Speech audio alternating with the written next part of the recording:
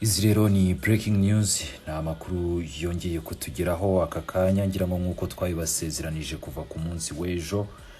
N'uruzinduko rw'iminsi ibiri umukuru w'igihugu cy'u Rwanda nyakubahwa Perezida Paul Kagame yagiriye mu gihugu cya Mozambique, aha ni mu ntara ya Cabo Delgado. Uruzinduko rw'iminsi ibiri rero ku munsi w'ejo akaba yarasuye ingabo z'igihugu cy'u Rwanda zagiye kugarura amahoro ndetse no kubungabunga umutekano muri no ntara ya Cabo Delgado, ndetse bagirana ibiganiro bitandukanye, arazishimira ndetse anahishura ko hari abaguye ku rugamba. Ibyo byose ku munsi w'ejo twagiye tubibagezaho mu makuru yacu atandukanye, twagiye tubanamo 5 kuri 5. Ni mu mugoroba w'ejo rero akaba yarasangiye ku meza na mugenzi we wa Mozambique Filipe Nyusi, n'ubundi twabagejejeho amashusho nk'ibisanzwe. No munsi rero biteganyijwe ko nyakubahwa Perezida Paul Kagame agirana ikiganiro n'itangazamakuru, ndetse ubu ndimo nkugezaho iyi nkuru muri aka kanya ya masaha. Perezida Kagame ndetse na mugenzi we wa Mozambique Filipe Nyusi kuri ubu bakaba bari kugirana ikiganiro n'itangazamakuru. Turaza kubagezaho byinshi bitandukanye biza kuganirirwaho, ndetse rero ni ikiganiro kiri kubera Ipemba ni Cabo Delgado. Nyuma rero y'ikiganiro nk'uko biteganyijwe ndetse ku munsi w'ejo twanayibagejejeho, abakuru b'ibihugu byombi baraza kwitabira umuhango wa karasisi k'ingabo z'igihugu cya Mozambique na karasisi kabera n'ubundi ku nyanja y'Abahinde. Byose turaza kuba tubibagezaho nk'ibisanzwe 5 kuri 5.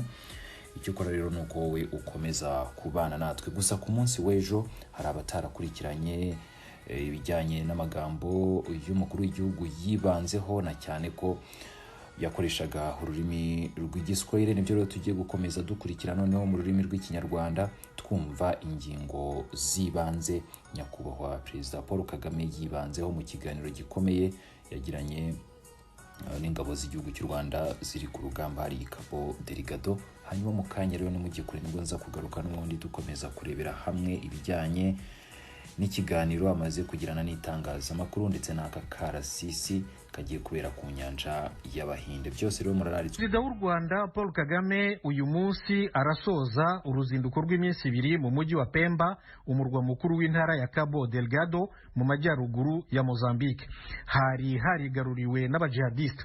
U Rwanda rwoherejeyo abasirikare n'abapolisi 1000 gutera inkunga ingabo za Mozambique kuhabohoza. Ejo Perezida Kagame yasuye izi ngabo abereye umugaba w'ikirenga. Umunyamakuru w'ikigo cy'igihugu cy'u Rwanda cy'itangazamakuru RBA Divan Uwayo ari mu baherekeje Perezida Kagame, yavuganye na mugenzi wacu Venuste Nshimiyimana ku ngingo zikubiye mu ijambo rya Perezida Kagame nuko byifashe muri rusange mu ntara ya Cabo Delgado. Yagarutse ku gushimira ingabo z'ibihugu byombi ku kazi gakomeye zimaze gukora muri iyi ntara, aho zirukanye ibyihebe byari byarayiyogoje. Ari naho rero Perezida Paul Kagame ahera ashima ako ibimaze kugerwaho bitanga icyizere cyo kugarura ituze n'umutekano, ndetse abaturage ba Cabo Delgado bakinjira noneho mu bikorwa nyirizina byo kwiteza imbere. Perezida Paul Kagame rero nyuma yo gushima ako kazi kamaze gukorwa, yavuze ko hari akandi kagomba gukomeza, ko mu by'ukuri ibyakozwe bifite agaciro kabyo, kuko abanyarwanda bari ahangaha, ingabo na polisi b'abanyarwanda bafatanyije n'aba Mozambique bitanze bakihanganira amajoro, bakihanganira imbeho bakihanganira n'ibindi bibazo byose bahuriye nabyo ku rugamba. Avuga ko kuba n'umusirikare umwe yatakaza ubuzima ku rugamba ari ikintu kitari gito, ariko avuga ko no gufasha abaturage kongera gutekana ari cyo cy'ingenzi kandi gikuru ahangaha. Avuga ko igihugu cya Mozambique na leta ya Mozambique aribo bazagena igihe ibi bikorwa byo muri Cabo Delgado byo kugarura ituze n'umutekano bigomba kumara bikorwa ku bufatanye bw'ingabo z'ibihugu byombi. Umujyi wa Mocimboa de Praia wo twawugezemo warasenyutse inzu z'abaturage, inzu zakorerwagamo n'inzego z'ubutegetsi zaratwitswe mu buryo bugaragara. Ibikorwa remezo birimo amashanyarazi n'ibindi byose n'umujyi uri ku cyambu byaratwitswe. Haravugwa udutero shuma tugabwa n'izo ntagondwa zigendera ku matwara ya kisilamu mu turere tumwe tw'iyo ntara ya Cabo Delgado. Niki abayoboye ingabo z'u Rwanda babivugaho? Uyoboye ibikorwa bya gisirikare ku ruhande rw'ingabo z'ibihugu byombi ahangaha mu ntara ya Cabo Delgado ni Brigadier General Pascal Muhizi. Ku munsi w'ejo kwa kane twamusanze ahitwa Mbau, ni naho ubu afite ibirindiro n'ingabo ayoboye.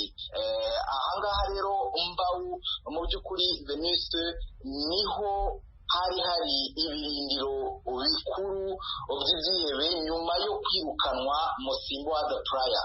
Uyu mujyi cyangwa se urusisiro rwa Mbau niho bari basigaranye nyuma yo kwirukanwa Mocimboa de Praia bahambuwe n'ingabo z'ibihugu by'u Rwanda na Mozambique. Aha Mbau rero naho bamaze kuhirukanwa, ariko nanone General Pascal Muhizi akavuga ko n'ubundi ingabo ziryamiye amajanja hakuno y'umugezi ku buryo utwo dutero shuma akaza kariko kose bahita bagasubizayo nta nkomyi. Divin Uwayo, umunyamakuru wa RBA Cabo Delgado muri Mozambique, ndagushimiye cyane kandi ugira umunsi mwiza. Murakoze cyane namwe Ijwi ry'Amerika. Mukomeje kumva radiyo Ijwi ry'Amerika ivugira Washington DC mu Kirundi n'Ikinyarwanda. Usibye ku maradiyo yanyu aho muri hose mudusange no kuri YouTube VOA radiyo yacu. Nyuma y'ayo makuru yo mu biyaga bigari, tugeze noneho kuri wa mwanya w'ikiganiro Iwanyu mu ntara. Iwanyu mu ntara. Tuyagire mwisanzuye kw'Ijwi ry'Amerika. Ni kuva ku wa mbere gushika ku wa gatanu, kuva iz'indwi gushika iz'indwi n'igice z'umutaga. Iwanyu mu ntara, iwanyu mu ntara, iwanyu mu ntara. Nongeye kubasuhuza, muri kumwe na Venuste Nshimiyimana. Mu Rwanda mutwumvira kuri FM 104.3, naho mu Burundi turi ku mirongo migufi ya shortwave kuri metero 19 na 22. Dore ingingo nkuru twabateguriye. Kuri wa gatanu i Kigali mu Rwanda hateganijwe cyamunara kugurisha hoteli y'umuryango wa Assinapol Rwigara. Yego, kubera ko cyamunara ntabwo ihagarikwa n'uyikoresha, ahubwo cyamunara ihagarikwa n'urukiko. Washinzwe kugurisha inzu y'umuryango wa Rwigara, Maître Michel Hityaremye. Umuryango wa Rwigara uvuga ko nta mwenda ufitiye banki cyangwa undi wese. Nta mwenda dufite n'umwe, nta mwenda dufite nk'uko nabivuze, ntawo dufitiye banki, ntawo dufitiye leta, ntawo dufitiye igihugu, ntawo tuwemera. Madame Adeline Mukangemanyi Rwigara. Ayo makuru kimwe n'andi avuga hirya no hino ku isi ni mu kanya, mugume ku maradiyo yanyu.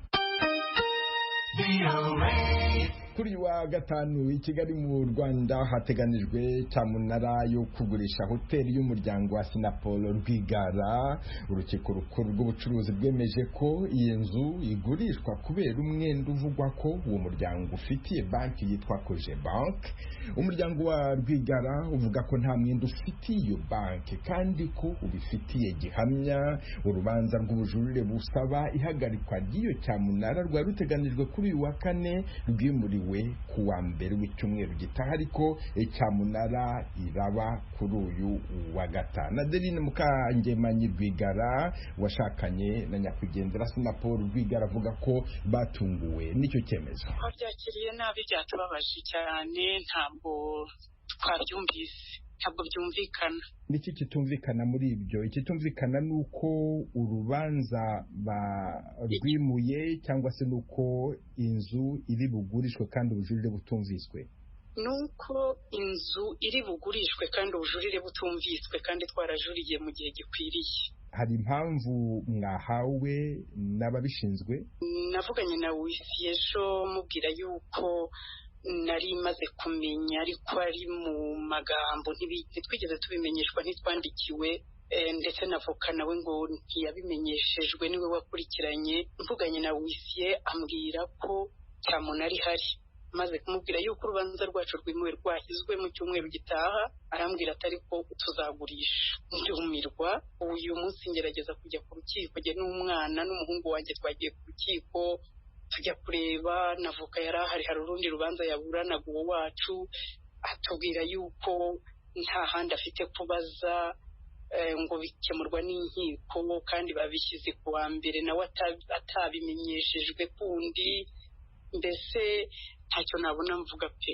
Abo bacamanza babyemeje ntabwo bagaragara, nta muntu ushobora kubabona ngo babaze ibisobanuro byerekeranye n'icyemezo bafashe? Awe kuko wisi yari yambwiye yuko uwakemura iki kibazo ari umucamanza, ko ari ubucamanza bufite ubu bujurire, ariko twavuganye na avoka atubwira ko nawe ubwe umucamanza urufite atamuzi, yuko nta hantu afite kubaza na hamwe.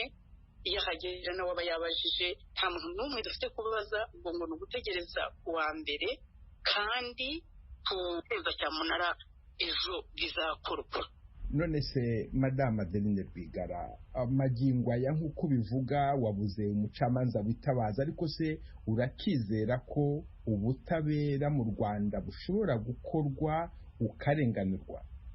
Birashoboka Monsieur Nshimiyimana, birashoboka kuko ubucamanza kameme burakora, birashoboka bikoze mu mucyo mukuri babishatse, twarenganurwa rwose, kuko tugomba kurenganurwa, genda byizeye, kuko nta cyaha dufite.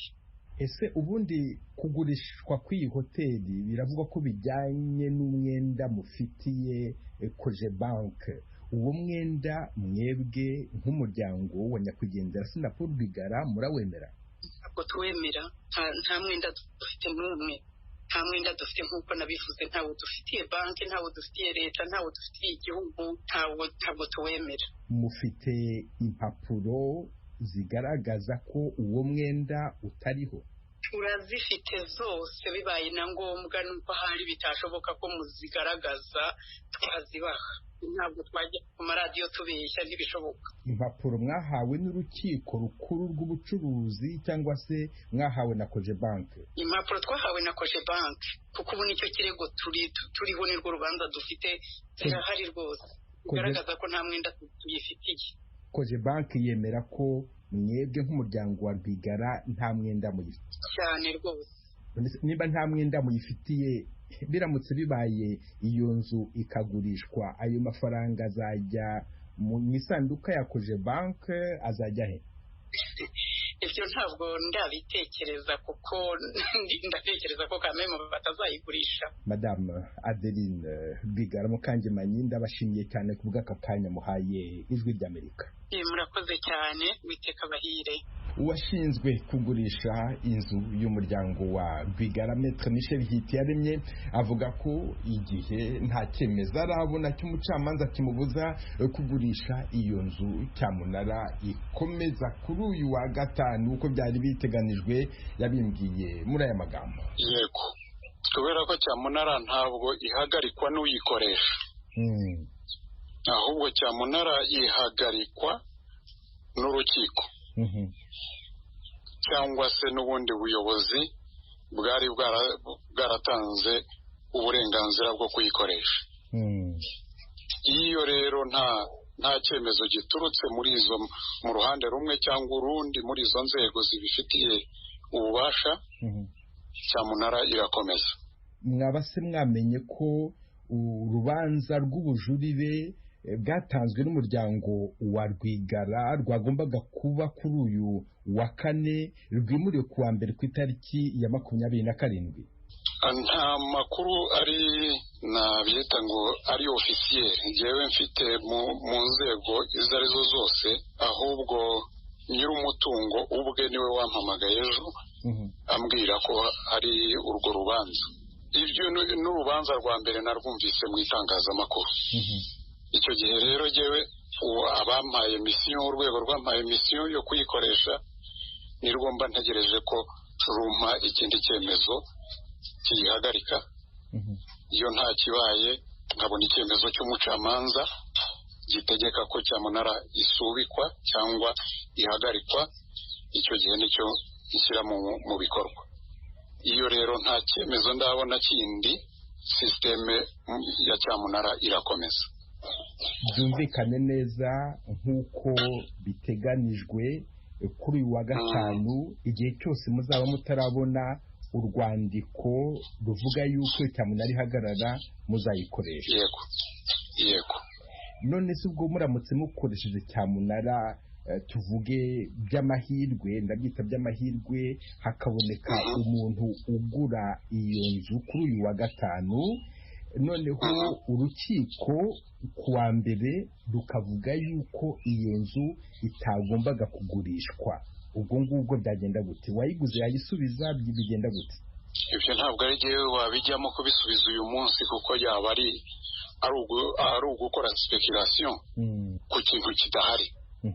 Icyo gihe rero nk'umunyamategeko ahubwo ntegereza ko ikintu kiba, sinkorere kuri za supposition. Icyo gihe icyaba n'ubundi cyazagenwa n'umucamanza. Ariko se birasobanutse ko urubanza rw'ubujurire burebana na cyamunara yari iteganijwe rwaba nyuma y'iyo cyamunara nyirizina? Bishobora kubaho. Ubwo se biramutse bibaye nta tegeko na rimwe riba ryishwe? Iyo hari itegeko ryishwe haba hari n'urundi rwego ruzatuma iryo tegeko ryongera kubahirizwa.